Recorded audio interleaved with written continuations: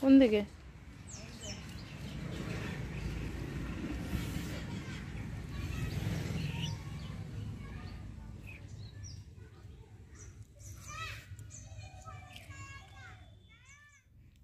Hello বন্ধুরা, good morning সবাইকে। চলে এলাম শনিবারের ব্লগ নিয়ে।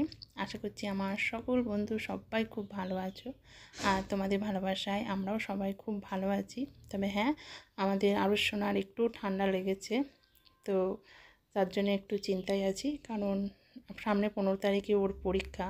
তো পরীক্ষার আগে যদি অসুস্থ থাকে তাহলে বুঝতেই পারছো, একটু টেনশন তো হবেই। তো সকাল সকাল দেখো বাগানে চলে এসেছি, কারণ সকাল সকাল বাগানে আসতে খুবই ভালো লাগে। আর আমার এই ফুল শাকসবজি এগুলো সকালবেলা উঠেই দেখতে ভীষণ ভালো লাগে। দেখেন, দেখো গাঁদাগুলো বেশ ঠিক অন্য রকমের ডিজাইনের হয়েছে। তো এবছর প্রথম এরকম গাঁদা দেখলাম, তো তার জন্য ভীষণ ভালো লাগছে। তা ভাবলাম চলো তোমাদেরকেও একটু দেখাই। আর ওই গোলাপ গাছটা দেখো, আমার দেশি গোলাপ, এত ফুল ধরে। আজ একটু কম ফুটেছে, তো ওটা প্রচুর পরিমাণে ফুল ফোটে, আর দেখতেও কিন্তু কালারটা দেখো খুব সুন্দর। তো বাড়ির পাশেই বাগানটাতেই দেখো একটু ধনেপাতা নোটের শাক দেওয়া আছে। আরও সামনের বাগান আছে, তোমাদের আমি দেখাবো। সেখানে এত শাকসবজি হয়েছে যে দেখেই মানে মন ভরে যাচ্ছে। তো বন্ধুরা, তোমরা সবাই জানো যে আমাদের বড়দি অপারেশন হয়েছে, তো একটু রেস্টে আছে। আর ভাগ্নিও এখন বাড়িতে থাকে না, তো একার হাতে প্রচণ্ড কাজের চাপ বেড়ে গেছে, যার জন্য আমার ব্লগ দেওয়াটাও কিন্তু অনেকটা কমে গেছে। তো চলো রান্না করব। তো এখনও টিফিন এসব করিনি, তো তার আগে ভাবলাম চলো এই শাকগুলো তুলে নিই, কারণ এই শাকগুলোতে দেখো ফুল হয়ে যাচ্ছে ছোটোতেই। তো এই শাকগুলো বেশি বড় হয় না, নোটের শাক। তো আমাদের গ্রামে কিন্তু এই শাকটা ঘরের আগানা বাগানে হয়। তো আমি এটা বীজ কিনে এনেছিলাম আমাদের বাপের বাড়ি থেকে, তো ওখান থেকেই দেখো অনেক গাছ হয়েছে। আর শাকটাও কিন্তু খেতে ভীষণ টেস্ট। তো আজকে যেহেতু শনিবার, তোমাদের দাদাভাই বাড়িতেই আছে। তো সত্যি কথা বলতে এত কাজ, তো তার মধ্যে যদি কেউ হেল্প করে তো সেটা তো মানে খুবই ভালো লাগে। বেশি না করুক কাজ, একটু কাজ করে দিলেও কিন্তু খুব ভালো লাগে। আর এখানে দেখো আবারও 4টে আমি পিটুনিয়া লাগিয়েছি, আমার আছে, আবারও 4টে লাগালাম। পিটুনিয়াগুলো কিন্তু দেখতে খুবই ভালো লাগে।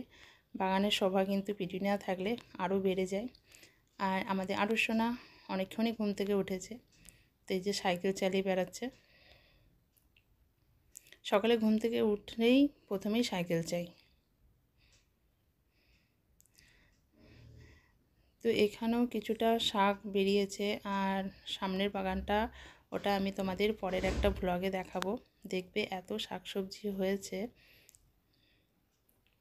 তো এখান থেকেও যেগুলো কচি কচি একদমই বেশি বড় হয়নি, তবুও আমি তুলে নিচ্ছি, কারণ ওই শাকটার সাথে এই শাকটা মিশিয়ে একসাথে রান্না করব। সেটা কিন্তু খেতে খুবই টেস্ট লাগে। আর এমনিও জানো, বাড়ির শাকসবজি যেখানে বেশি সার দেওয়া হয় না, তো সেই শাকসবজি কতটা উপকার সেটা সবাই জানো তোমরা।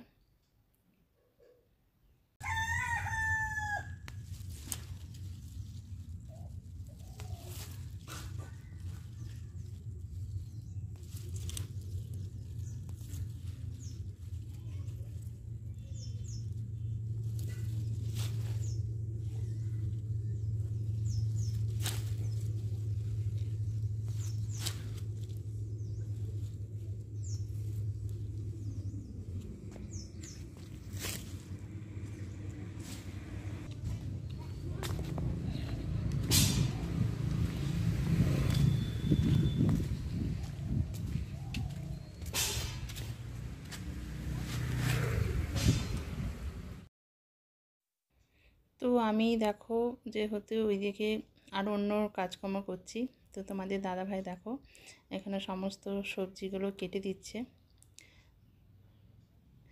তার সাথে আমাদের আরুশোনাও আছে, পাপার পাশে বসে আছে।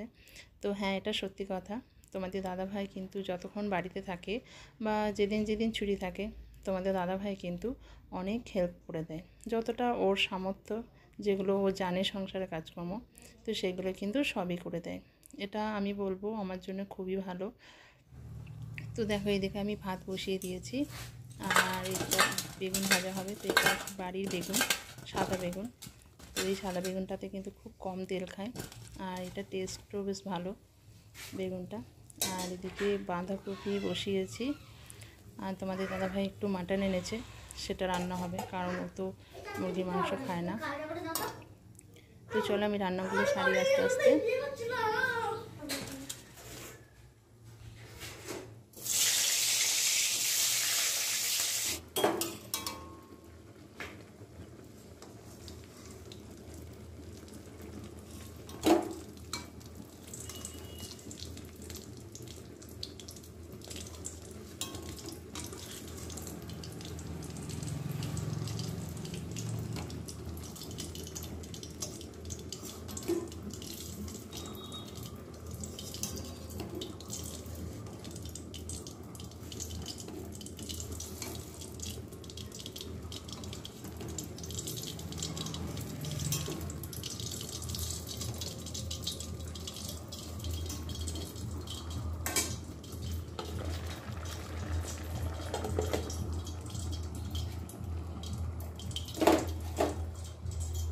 স্নান করে চলে এলাম।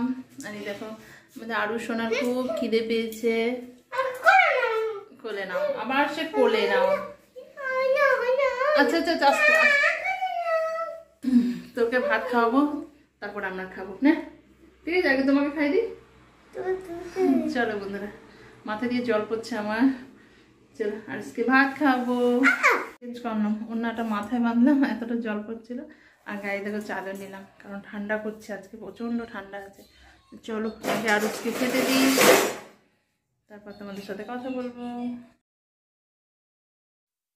তো আজকের মেনু দেখো, ভাত, আর এটা হচ্ছে বেতো শাক, তার সাথে একটু বেগুন আর শিম দিয়ে রান্না করেছি, বেগুন ভাজা, বাঁধাকপি, আর এই যে মাটন আমাদের তিনজনকার, দিদির, আমার আর তোমাদের দাদা ভাইয়ের।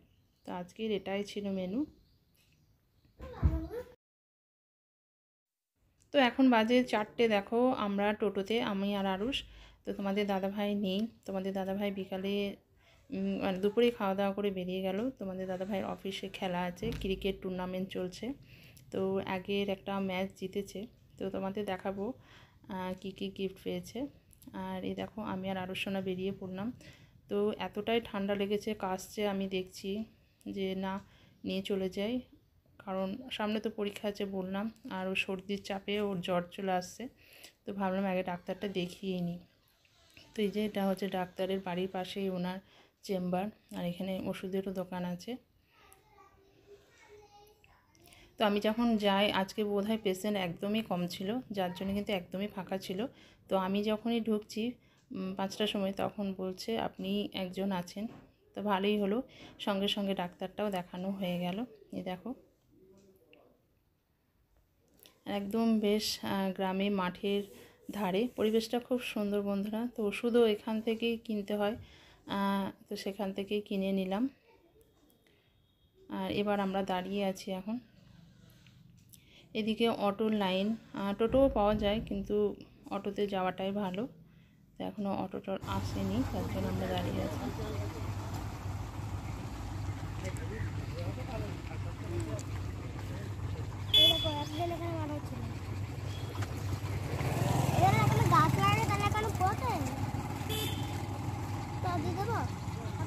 হাত দিও না মোটেও। হাত কেন দেবে তুমি? চলো বাড়ি যাই, চলো হাঁটতে হাঁটতে বাড়ি চলে যাই।